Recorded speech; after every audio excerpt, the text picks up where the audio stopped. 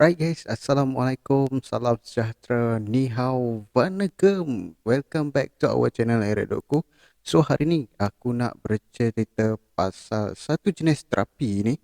Terapi ni, okay, yang sekadar yang kita tahu ada terapi massage, ada terapi batu panas, and then pelbagai lagi lah terapi. Tapi terapi ni jarang sangat orang dengar. Okay, jadi terapi apa? Zombie Apocalypse.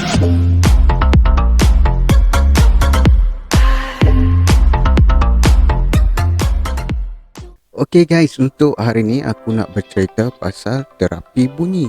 So apa sebenarnya terapi bunyi? Sebelum kita pergi jauh dalam aspek ataupun cerita terapi bunyi, kita mesti kenal macam mana otak manusia berfungsi.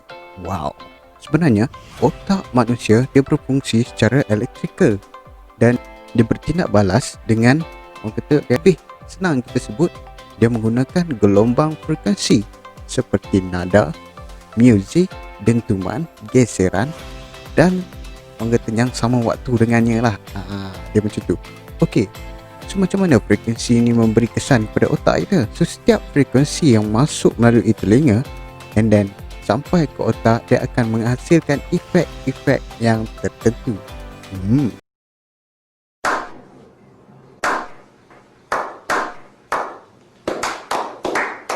Apa efek-efek yang dihantar daripada otak ni? Efek ni adalah pergerakan kita. So macam mana otak kita bagi respon terhadap bunyi-bunyi yang masuk melalui telinga. Itulah cara otak kita berfungsi. So sebenarnya ni gelombang ni kita ada belajar dalam fizik dulu. Yang kelas orang tidur dalam kelas tu, antara 4 frekuensi yang terdapat fungsi-fungsi yang sendiri, ada 4, iaitu alfa, beta, delta dan juga theta. So macam mana frekuensi-frekuensi ini berfungsi dan memberi kesan kepada otak kita? Okey, secara kita sedar ataupun tak sedar lah kan, gelombang-gelombang ini sebenarnya membantu otak kita berfungsi sama ada siang ataupun malam. Okey, untuk aku bagi hampa faham sikit lah pasal terapi bunyi ni, macam mana dia berfungsi dan frekuensi-frekuensi yang aku cakap tadi, alfa, beta, delta dan juga theta berfungsi. So aku bagilah situasi harian kita. Contohnya semasa memandu. So semasa memandu ni, kadang-kadang ada genre muzik ni dia tak menentu dalam radio kan. Kecuali ada yang orang yang minat indie, okey, dia akan download lagu-lagu indie letak dalam dia punya USB ke sebagainya kan, aku tak tahu. Bila kita dengar lagu tu, contoh lagu yang relax, so kita akan bawa kereta pun dia akan tenang. So orang nak potong pun pergi lantak lah kan nak potong kan. Tapi bila kita pakai je ataupun dengar lagu yang agak heavy, automatically kita akan agresif untuk bawa kereta, perasan ataupun tidak. So begitulah sebenarnya gelombang ataupun frekuensi-frekuensi alfa, beta, delta juga theta ini berfungsi.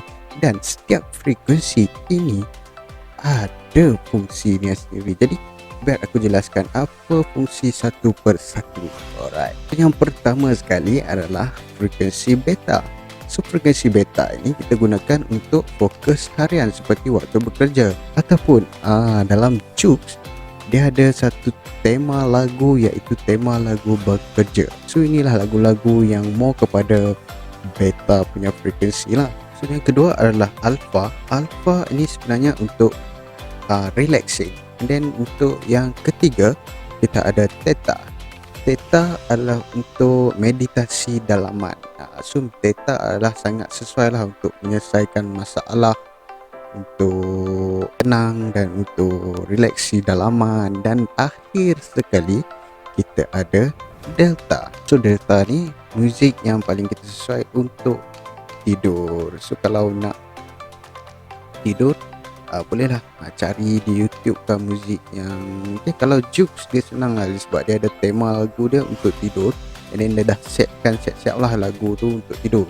Tapi ada kadang-kadang dia tak kenal pun jadi kita pandai-pandai lah gunakan lagu-lagu yang alfa, theta dan juga delta ni sebenarnya lagu more kepada instrumental dan lagu yang slow punya tempo. So terapi gelombang bunyi ni sebenarnya dah wujud lama, tapi dewasa ini. Oh, dewasa ini. So sekarang ni orang kata jaranglah orang mendekati alam ni. So sebenarnya terapi bunyi ni dia more kepada suara-suara alam, seperti hujan, guruh, air terjun, air sungai yang mengalir. Dia more kepada macam tu lah kan.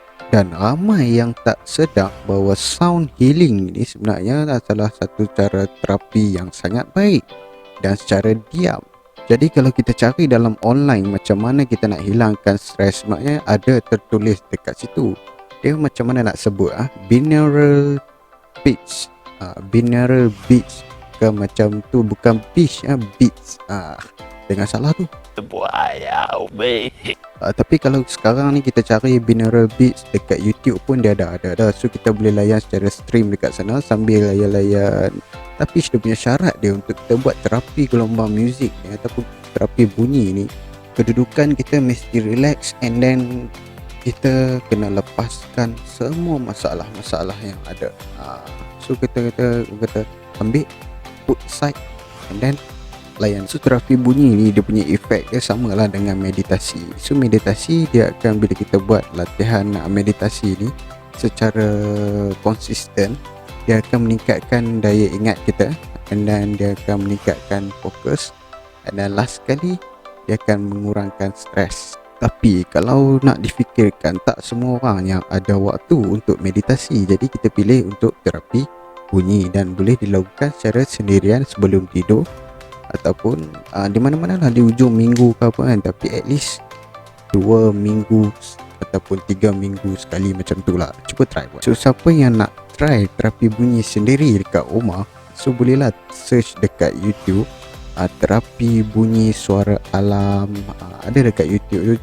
Buatlah sekurang-kurangnya setengah jam ke sehari sebelum tidur ke apa kan.